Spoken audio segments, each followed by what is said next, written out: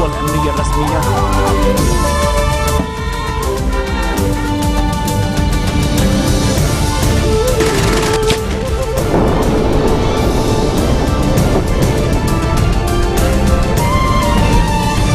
Bonjour à tous et merci de nous rejoindre sur Futur TV pour cette nouvelle édition de la rédaction. Voici les titres de ce journal. Le Conseil des patriarches et des évêques catholiques appelle à l'élection d'un président dans les plus brefs délais et dénonce la prorogation du mandat du Parlement. Hassan Diab, le principal suspect de l'attentat de la rue Copernic qui avait fait 4 morts à Paris en 1980, a été extradé en France par le Canada. Il est arrivé à Paris ce matin où il a été présenté à un juge antiterroriste. Une étape vers la résolution de la crise vient d'être franchie. Au Burkina Faso, le lieutenant-colonel Zida a rétabli la Constitution. Objectif, paver la voie à la mise en place d'une transition civile dans le pays. Et ouverture du sommet du G20 à Brisbane en Australie, un sommet dominé par la crise en Ukraine. Autre enjeu du sommet, la fiscalité et le climat.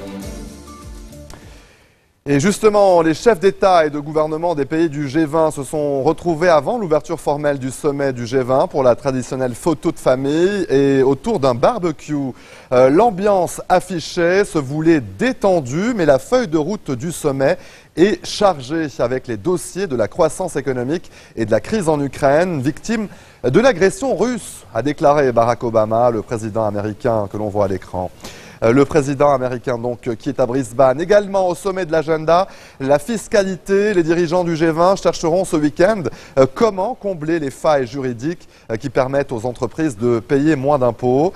Un autre sujet sur lequel les dirigeants auront tendance à faire l'autruche, selon ces manifestants que vous voyez qui enfuient leur tête dans le sable sur une plage de Sydney. Je vous disais en titre, Hassan Diab, le principal suspect de l'attentat de la rue Copernic qui avait fait 4 morts à Paris en 1980, a été extradé en France par le Canada, où la Cour suprême a mis fin ce jeudi à une longue saga judiciaire. Il est arrivé en France donc ce samedi matin, il a été présenté à un juge antiterroriste. Le mandat d'arrêt international émis contre ce Libanais vise les chefs d'assassinat, de tentative d'assassinat et de destruction de biens par l'effet d'une substance explosive ou incendiaire commise en bande organisée. Hassan Diab est en effet soupçonné par la justice française d'avoir acheté la moto qui a servi à l'attentat contre la synagogue de la rue Copernic et d'y avoir déposé les explosifs. 4 personnes ont été tuées dans l'attentat et une quarantaine d'autres avaient été blessées. L'attentat de la rue Copernic était la première attaque mortelle commise contre la communauté juive de France depuis la libération. Ancien professeur de sociologie, Hassan Diab nie toujours être impliqué dans la préparation ou l'exécution de cet attentat. La Turquie et les États-Unis ont finalisé leur accord en vue d'équiper et d'entraîner sur le sol turc environ 2000 combattants de l'opposition syrienne modérée. L'entraînement de ces forces de l'armée syrienne libre devrait donc débuter à la fin décembre au sud-est d'Ankara, selon la presse turque. La formation de ces hommes de l'ASL sera dispensée par des militaires turcs et américains, mais leur équipement et le coût de leur entraînement seront entièrement pris en charge par les États-Unis. La Turquie refuse toutefois catégoriquement de venir militairement en aide aux forces kurdes qui défendent depuis 2 mois la ville syrienne kurde de Kobané, assiégée par les djihadistes de l'État islamique. Et en bref, dans le reste de l'actualité, Abdelaziz Bouteflika, 77 ans, a quitté la clinique de Grenoble dans l'est de la France où il est hospitalisé depuis jeudi. Les raisons qui ont motivé son hospitalisation demeurent inconnues. La santé du président algérien est fragile depuis longtemps. Il avait été opéré en 2005 d'un ulcère à l'estomac avant de nouvelles hospitalisations encore à Paris en 2006, 2011 et 2013, année où il a été victime d'une petite attaque cérébrale. Bouteflika est au pouvoir depuis 1999, un record. Il a été réélu le 17 avril dernier. Un séisme de magnitude 7,1 a secoué ce samedi les îles Moluques dans l'est de l'Indonésie. L'alerte au tsunami a été levée 2 heures après le tremblement de terre. Si des dommages matériels ont été observés, aucune victime n'est à signaler pour l'heure dans cette région qui connaît de fréquentes activités sismiques et volcaniques. Et la lave continue de recouvrir des parties du relief hawaïen. Elle progresse de quelques mètres par jour jusqu'au milieu de zones résidentielles. Ces images ont été tournées à Paua'a, une localité de 800 habitants située au sud de l'île. Le volcan du Kilauea est en éruption constante depuis 1983, mais la coulée de lave de la fin du mois de juin est la plus grave qu'ait connue Hawaï. Une étape vers la résolution de la crise vient d'être franchie au Burkina Faso. Le lieutenant-colonel Isaac Zida, chargé par l'armée d'y conduire la transition, a annoncé ce samedi le rétablissement de la Constitution. Objectif permettre d'engager le processus de mise en place d'une transition civile et mener le pays à des élections qui se tiendront fin 2015. Le lieutenant-colonel Zida avait lui-même suspendu la Constitution après la démission sous la pression de la rue du président Blaise Compaoré. C'était le 31 octobre dernier. Et décidément, le robot Philae ne cesse de surprendre les scientifiques. Après s'être posé ce mercredi sur la comète Chury, située à plus de 500 millions de kilomètres de la Terre, et après un voyage de 10 ans, le robot est désormais en mode veille, car ses batteries sont épuisées. Mais Philae a tout de même enchaîné 3 jours de dur labeur. Et ce samedi, les scientifiques ont encore reçu de nouvelles données concernant le forage de la comète, 25 cm de profondeur. Le robot a radiographé l'intérieur de la comète, étudié son magnétisme, a pris des photos de son sol ou encore analysé les gaz présents à sa surface. C'est donc une première et la comète Chury est seulement le 7e corps céleste sur lequel l'humanité a posé quelque chose. Restez des nôtres. Au retour de la pause, l'invité de ce journal, Georges Salouane, spécialiste de la politique libanaise. A tout de suite, monsieur Salouane.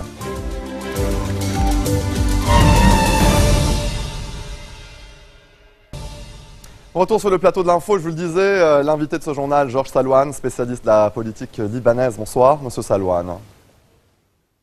Alors, l'actualité au Liban, cette semaine, c'est bien sûr la prorogation du mandat du Parlement, validée par le gouvernement, publiée dans le journal officiel. Le courant aouniste a présenté cette semaine un recours en invalidation devant le Conseil constitutionnel. Alors, monsieur Salouane, est-ce que vous m'entendez? Oui, maintenant je vous entends. Voilà, parfait. On avait un petit souci donc de technique. Alors, je vous disais, l'actualité cette semaine au Liban, c'est bien sûr la prorogation du mandat du Parlement, validée par le gouvernement, publiée dans le journal officiel. Et donc, le courant patriotique libre a présenté un recours en invalidation devant la Cour constitutionnelle. Alors, à votre avis, est-ce que ce recours a des chances d'aboutir ?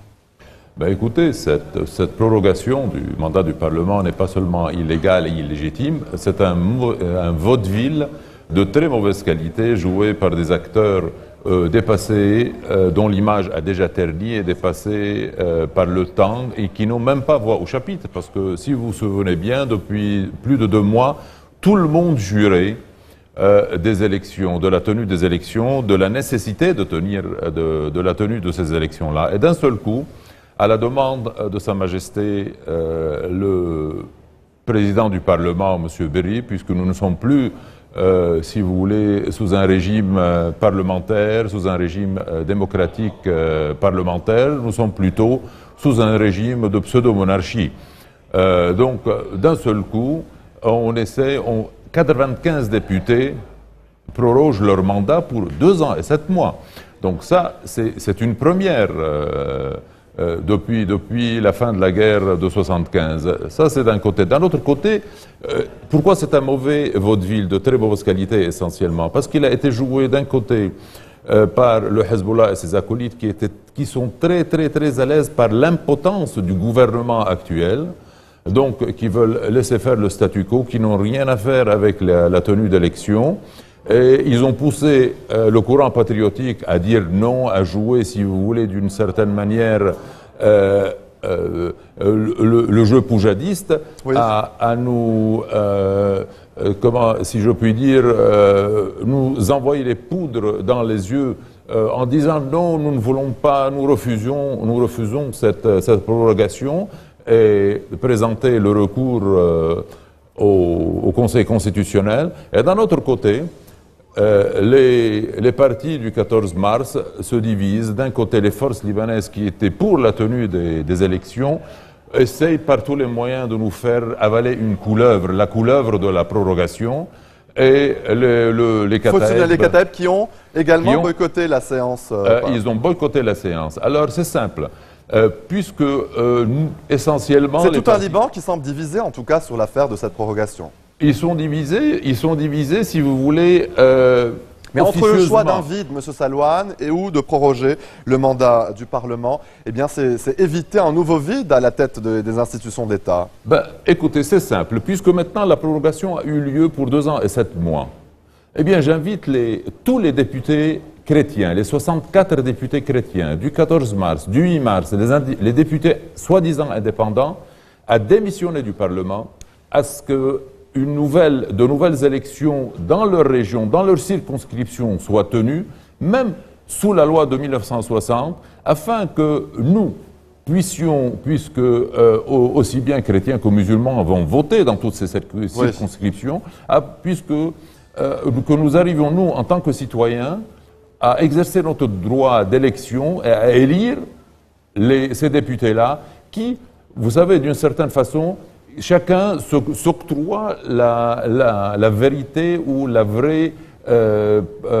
participation ou la vraie force qu'il s'octroie en tant que représentant de la volonté des chrétiens et qui s'octroie le luxe de se faire élire président de la République. Alors, allons vers des élections pour ces 64 députés qui doivent, à mon avis, essentiellement aller vers la démission. Oui.